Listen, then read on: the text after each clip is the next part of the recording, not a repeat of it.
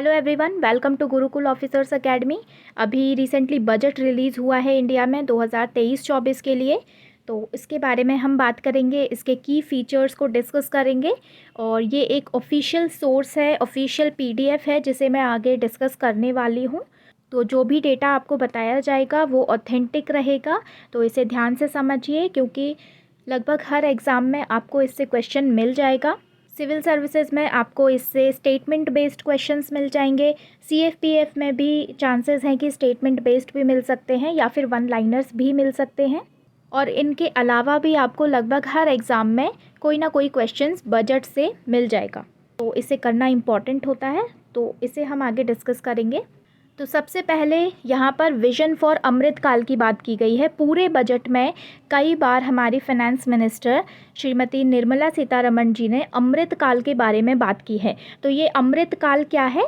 अगले 25 ईयर्स का विजन। तो यहाँ पर अमृत काल मतलब आगे के 25 साल के लिए 3 विजन रखे गए हैं। पहला है opportunities for citizens with focus on the youth.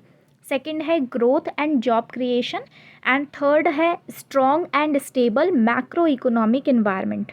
दूसरी चीज़ जो इस बार के बजट में इम्पॉर्टेंट है वो है सप्तऋषि, यानी कि 7 प्रायोरिटीज़ की बात की गई है। सप्तऋषि आपने नाम सुना होगा, ये एक तारामंडल होता है जिसे हम इंग्लिश में कॉन्स्टलेशन बोलते हैं। इसमें 7 तारों का एक समूह होता है आसमान में। तो इस कॉन्स्टलेशन के बारे में आप आगे पढ़ सकते हैं। तो यहाँ पर 7 प्रायोरिटीज़ की बात की गई हैं। पहली है इंक्लूसिव डेवलपमेंट, सेकंड है reaching the last mile, third है youth power, financial sector, green growth, unleashing the potential and infrastructure and investment. तो ये सभी कीवर्ड्स हैं। इन कीवर्ड्स को आप अपने एसे में, आंसर राइटिंग में भी इंक्लूड कर सकते हैं। इसके बाद आपने ये सुन रखा होगा, काफ़ी टाइम से चल रहा है, सबका साथ सबका विकास यानी कि इंक्लूसिव डेवलपमेंट। यहाँ पर एग्रीकल्चर एंड कोऑपरेटिव को लेकर क्या क्या कदम उठाए गए हैं, बजट में क्या क्या अनाउंसमेंट की गई हैं, उसके बारे में लिखा हुआ है। सबसे पहले यहाँ बात की गई है कि डिजिटल पब्लिक इंफ्रास्ट्रक्चर बनाया जाएगा एग्रीकल्चर एंड कोऑपरेटिव सेक्टर के लिए। सेकंड, यहाँ पर बात की गई है एग्रीकल्चर एसिलरेटर फंड के बारे में, जो कि इनोवेटिव स्टार्टअप्स को इनकरेज करेगा रूरल एरियाज़ में। फिर थर्ड, यहाँ पर हॉर्टिकल्चर के बारे में बात की गई है। Horticulture clean plant programme to be launched to boost production of high value horticultural crops. Horticultural crops कौन सी होती हैं? आपकी फ्रूट्स हैं, वेजिटेबल्स हैं, फ्लावर्स हैं, मेडिसिनल प्लांट्स हैं या अदर ऑर्नामेंटल प्लांट्स हैं जो कि आप घर में गमलों में जो उगाते हैं, सजावट के लिए रखते हैं। तो इस तरह के सभी प्लांट्स जो हैं हॉर्टिकल्चर के अंदर आते हैं, तो उनके लिए अलग से एक प्रोग्राम है। फिर है टारगेटेड फंडिंग। ये animal husbandry, dairy and fishery sector के लिए 20 लाख करोड़ का एग्रीकल्चर क्रेडिट यहाँ पर दिया जा रहा है टारगेटेड फंडिंग में। फिर नेक्स्ट है making India global hub for millets. अभी आपने न्यूज़ में पढ़ा होगा कि यूनाइटेड नेशंस ने 2023 को international year of millets announce किया है और मिलेट के प्रोडक्शन में इंडिया काफ़ी आगे है। मिलेट्स में क्या क्या आते हैं? जो भी कोर्स ग्रेन होते हैं, यानी कि जो मोटे अनाज होते हैं। मोटे अनाज में जैसे कि बाजरा है, रागी है, ज्वार है, तो इस तरह के जो अनाज हैं वो मिलेट्स में आते हैं। तो इसलिए इंडिया को मिलेट्स में ग्लोबल हब बनाने के लिए श्री अन्न करके ये एक प्रोग्राम लॉन्च किया है बजट में। फिर नेक्स्ट है setting up of widely available storage capacity. Obviously agriculture के लिए स्टोरेज कैपेसिटी होना बहुत इंपॉर्टेंट है। फिर नेक्स्ट हम बात करते हैं more credit and record food grain production के बारे में। यहाँ पर अगर आप एग्रीकल्चर सेक्टर में क्रेडिट की बात करेंगे तो यहाँ देखेंगे कि आप स्टीडी ग्रोथ हुई है। लगातार पिछले कुछ सालों से एग्रीकल्चर सेक्टर में क्रेडिट बढ़ रहा है और एक नियमित रफ्तार से बढ़ रहा है। जब कोई चीज़ एक नियमित रफ्तार से या नियमित पेस से बढ़ती है तो उसे स्टीडी ग्रोथ बोलते हैं। 2 तरह की ग्रोथ होती है, steady and resilient. Resilient growth होती है जब एकदम से बहुत ज़्यादा हाइक हो जाता है और अगर डाउनफॉल चल रहा है उससे पहले उस डाउनफॉल को रिकवर करने के लिए बहुत ज़्यादा हाइक हो जाता है, तो उसे बोलते हैं रेजिलिएंट। यहाँ आपका रिकॉर्ड फूड ग्रेन प्रोडक्शन भी दिया गया है। आप यहाँ पर पिछले 3 सालों से देखें कि पिछले 3 सालों से लगातार food grain production steady growth कर रहा है।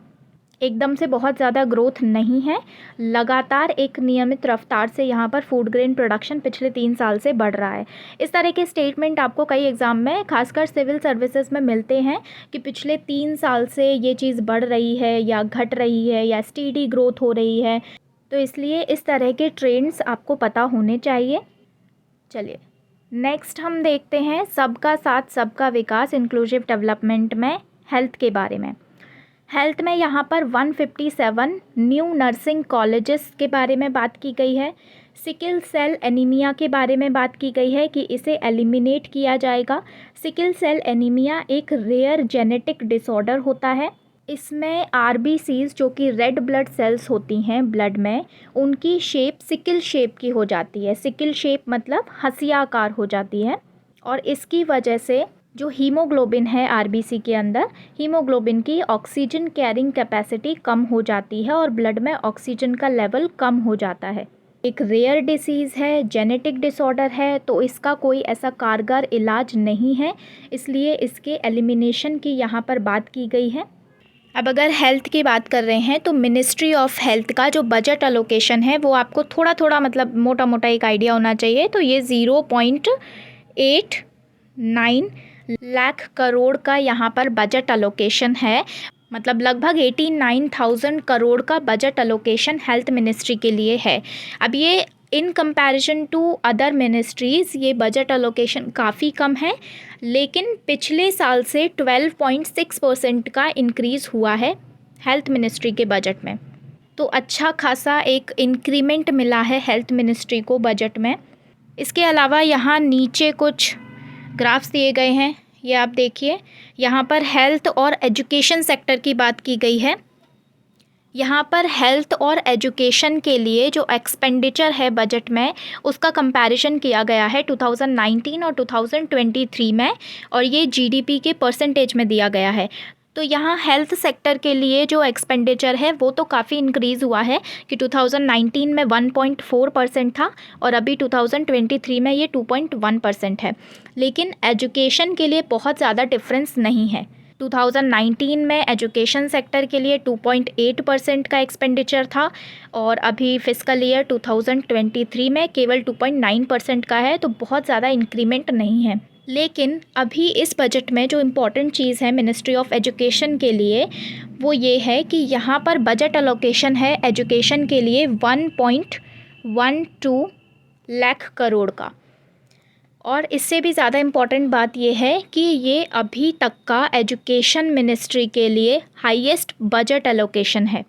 लास्ट ईयर से 8% ज़्यादा है और अभी तक का हाईएस्ट एलोकेशन है एजुकेशन मिनिस्ट्री के लिए 1.12 लाख करोड़। चलिए आगे बात कर लेते हैं। तो यहाँ पर एजुकेशन और स्किलिंग की बात की गई है। तो एजुकेशन के लिए revamped teachers training via district institutes of education and training.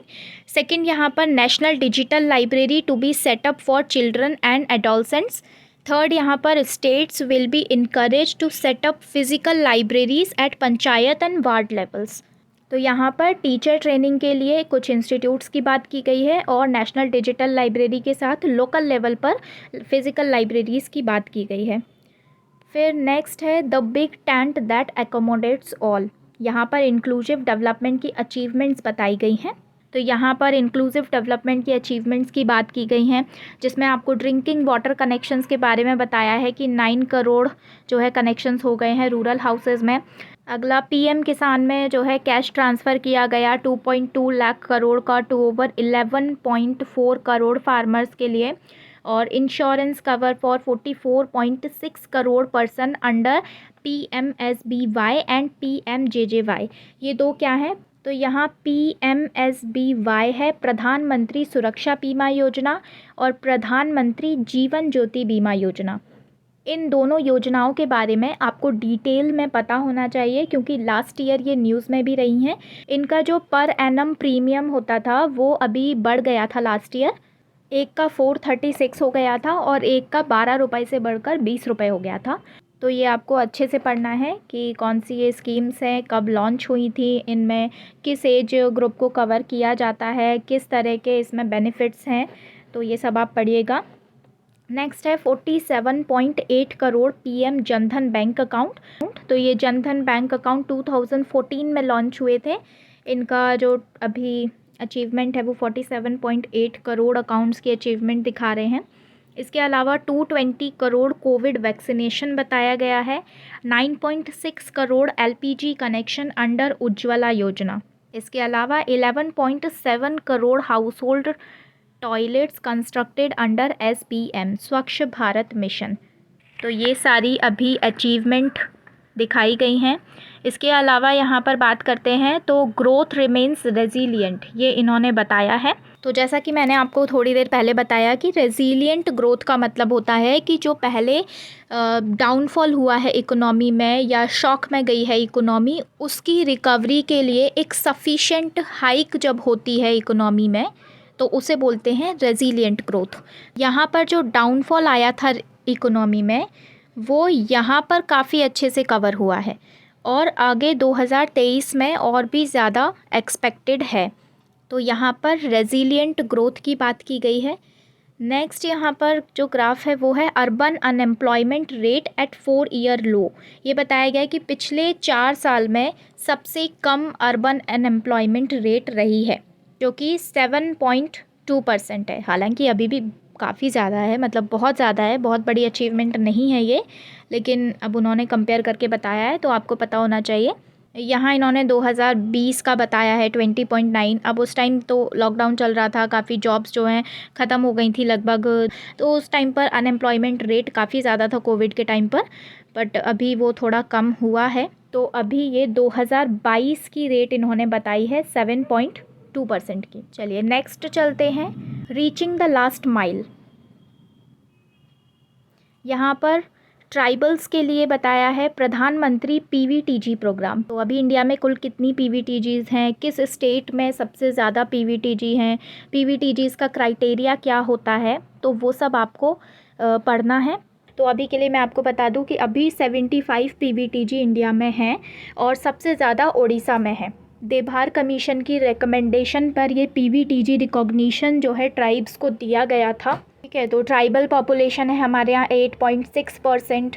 सबसे ज़्यादा ट्राइबल पॉपुलेशन मध्य प्रदेश में है। ट्राइबल्स को लेकर कुछ इम्पॉर्टेंट इन्फॉर्मेशन है जो आपको पढ़ना इम्पॉर्टेंट हो जाता है। सेकेंड है financial assistance to be given for sustainable micro irrigation in drought prone regions of Karnataka. अब कर्नाटका का जो ईस्टर्न रीजन है यानी कि वेस्टर्न घाट के ईस्टर्न तरफ, जब आपने मॉनसून पढ़ा होगा तो विंडवर्ड और लीवर्ड साइड का डिफरेंस आपने पढ़ा होगा, तो आपको पता चलेगा कि कर्नाटका का जो ईस्टर्न रीजन है वहाँ पर बारिश नहीं हो पाती है ज़्यादा, तो वो एक ड्रॉट प्रोन रीजन है। तो वहाँ पर जो है सस्टेनेबल माइक्रो इरिगेशन की बात की गई है।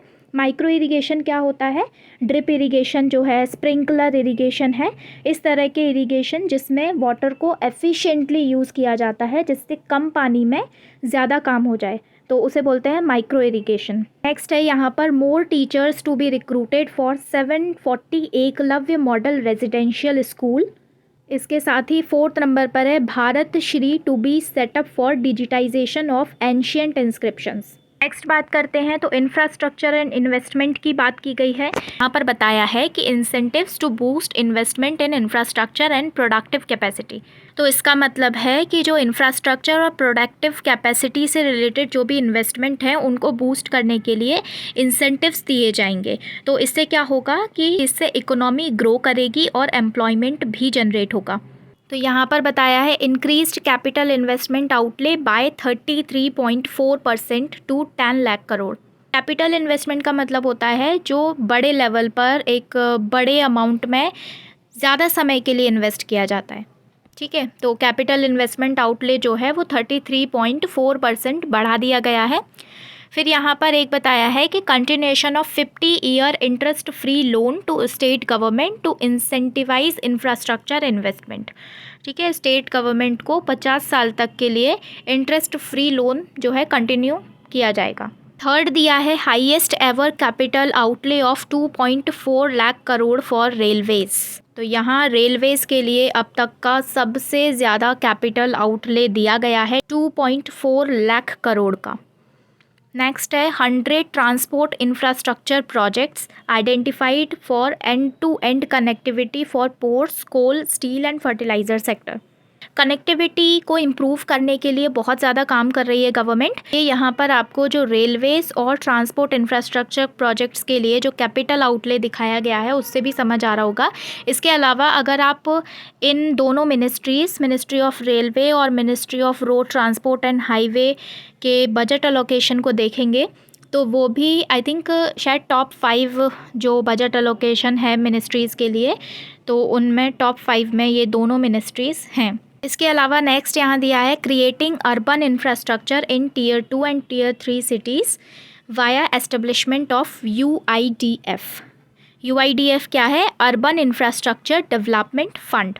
चलिए तो नेक्स्ट देख लेते हैं। नेक्स्ट हमारा जो है unleashing the potential trust based governance. यहाँ पर कुछ मेजर्स बताए गए हैं और उनके एक्सपेक्टेड आउटकम्स बताए गए हैं। तो यहाँ पर AI के लिए बताया गया है कि 3 स्पेशलाइज्ड AI सेंटर्स बनाए जाएंगे। इससे AI based solutions in agriculture, health and sustainable cities को बढ़ावा मिलेगा। नेक्स्ट है national data governance policy to be introduced. National data governance policy से क्या होगा कि access to anonymised data for research by startups and academia.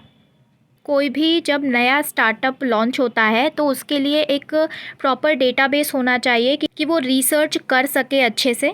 तो उसके लिए यहाँ पर नेशनल डेटा गवर्नेंस पॉलिसी जो है लॉन्च की गई है। नेक्स्ट यहाँ पर विवाद से विश्वास 1 एंड विवाद से विश्वास 2। विवाद से विश्वास 1 जो है वो less stringent contract execution for MSMEs। विवाद से विश्वास 2 जो है वो easier and standardised settlement scheme है। फर्स्ट वाले से MSMEs को रिलीफ मिलेगा जो कि कोविड पीरियड के टाइम पर काफ़ी ज़्यादा नुकसान में चले गए हैं, घाटे में चले गए हैं। और सेकंड वाले से जो है faster settlement of contractual disputes of government and government undertakings. तो सेकंड वाला जो है PSUs या गवर्नमेंट एजेंसीज़ के लिए है। नेक्स्ट है यहाँ पर phase 3 of e courts to be launched. तो ये जस्टिस के इफ़ेक्टिव एडमिनिस्ट्रेशन के लिए है। नेक्स्ट है एंटिटी डिजी लॉकर। ठीक है, डिजी लॉकर ये आपको पता होगा कि डिजिटल जो है डॉक्यूमेंट्स आप इसमें रख सकते हो। तो इसके लिए एक जो है एंटिटी बनाई जाएगी to be set up for use by business enterprises and charitable trust. अभी क्या है, इंडिविजुअल लेवल पर तो ठीक है वो डिजी लॉकर काम कर रहा है, इंडिविजुअल लेवल पर हम अपने डॉक्यूमेंट्स वहाँ रख सकते हैं, लेकिन बिज़नेस इकोसिस्टम में अभी फ़िलहाल वो वर्क नहीं कर रहा था। तो उसके लिए यहाँ पर ये एंटिटी डिजी लॉकर जो है लाया गया है।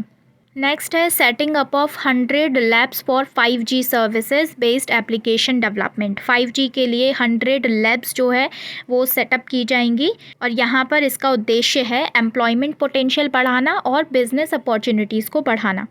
नेक्स्ट है research and development grant for lab grown diamond sector, LGD sector. ये एक नया टर्म है तो आपको ये याद रखना है, lab grown diamonds LGD sector, to reduce import dependency by encouraging domestic production.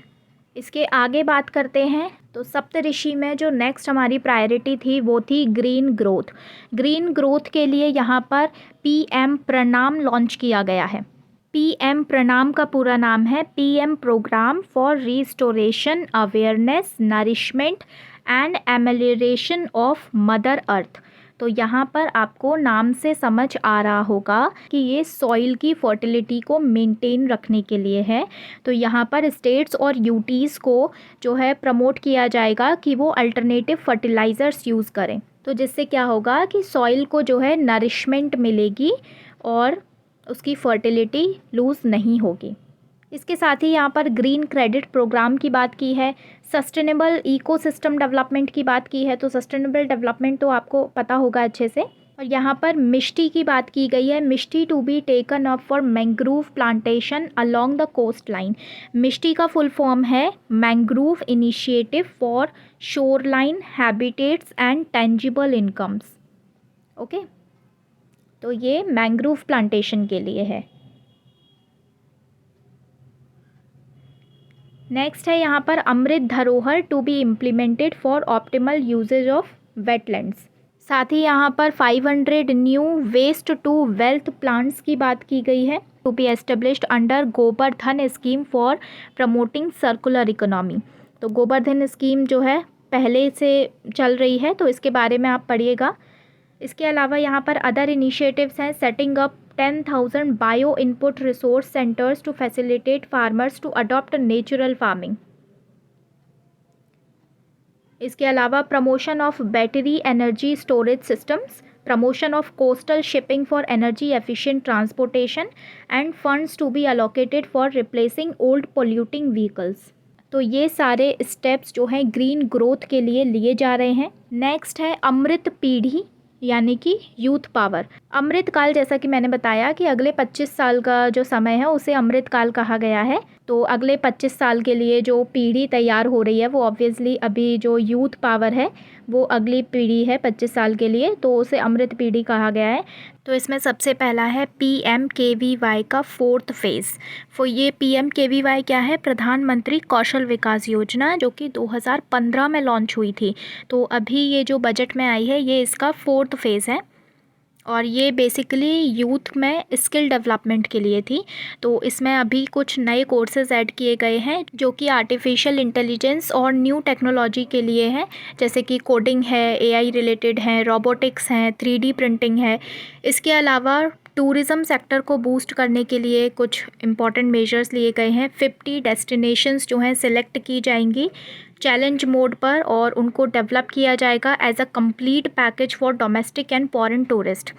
इसके अलावा state will be encourage to set up unity malls. इन यूनिटी मॉल्स में क्या होगा कि जो ODOP यानी कि 1 डिस्ट्रिक्ट 1 प्रोडक्ट और GI टैग और कुछ डिस्ट्रिक्ट के वहाँ पर जो हैंडीक्राफ्ट प्रोडक्ट्स हैं, वहाँ के स्पेशलिटीज़ हैं, उनको प्रमोट किया जाएगा और सेल किया जाएगा।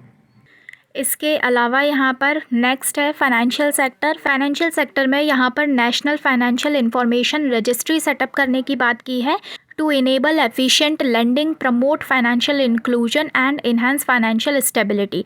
इसके अलावा यहाँ पर setting up of a central data processing centre.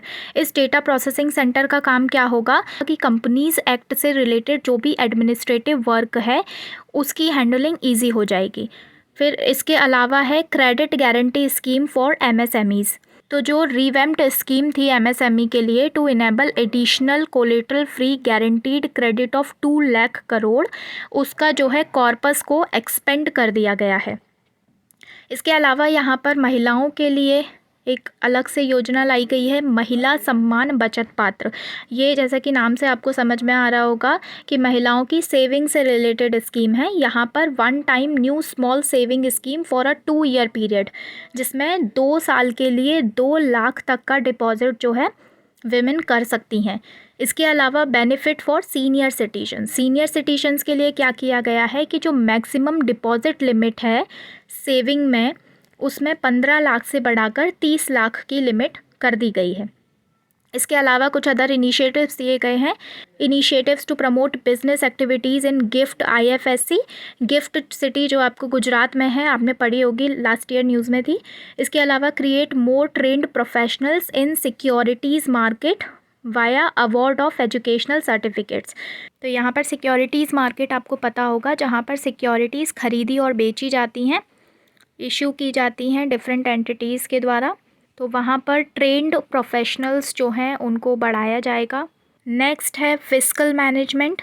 Fiscal word का मतलब होता है गवर्नमेंट के पास जो पब्लिक मनी है, तो पब्लिक मनी का इनफ्लो और आउटफ्लो, इन्हें मैनेज करने को ही बोलते हैं फिस्कल मैनेजमेंट। तो आउटफ्लो में जो भी गवर्नमेंट के एक्सपेंडिचर्स हैं और इनफ्लो में जो भी गवर्नमेंट के पास अर्निंग हो रही है, किसी भी सोर्स से गवर्नमेंट के पास पैसा पहुंच रहा है, तो वो हो गया इनफ्लो। तो इन सबको मैनेज करने को ही बोलते हैं फिस्कल मैनेजमेंट। तो यहाँ पर क्या किया गया है, जैसा कि अभी हमने पहले भी कुछ स्लाइड पहले भी ये चीज़ दी गई थी कि 50 ईयर इंटरेस्ट फ्री लोन दिया जाएगा स्टेट्स को to be spent on capital expenditure within 2023-24, यानी कि स्टेट्स को 2023-24 में कैपिटल एक्सपेंडिचर के लिए 50 साल का लोन दिया जाएगा जो कि इंटरेस्ट फ्री लोन होगा। इसके अलावा यहाँ पर फिस्कल डेफिसिट की बात की गई है कि 3.5% of GSDP allowed for states इसके अलावा फिस्कल कंसोलिडेशन की बात की गई है। Targeted fiscal deficit to be below 4.5% by 2025-26। तो बोला गया है यहाँ पर कि 2025-26 तक जो है फिस्कल डेफिसिट को 4.5% तक कम कर दिया जाएगा। तो अभी करंट में फिस्कल डेफिसिट कितना था 2022 का, वो आप हमें कमेंट सेक्शन में बताइएगा। तो ये फर्स्ट पार्ट था बजट की हाइलाइट्स का। इसके बाद हम जल्दी ही सेकंड पार्ट लेकर आएंगे। अगर आपकी कोई क्वेरीज़ हैं तो आप हमें व्हाट्सएप, टेलीग्राम, इंस्टाग्राम या फिर फेसबुक पर कांटेक्ट कर सकते हैं। हमारी कांटेक्ट डिटेल्स अभी आपको स्क्रीन पर शो हो रही होंगी। तो चलिए अब हम मिलते हैं इसके सेकेंड पार्ट में।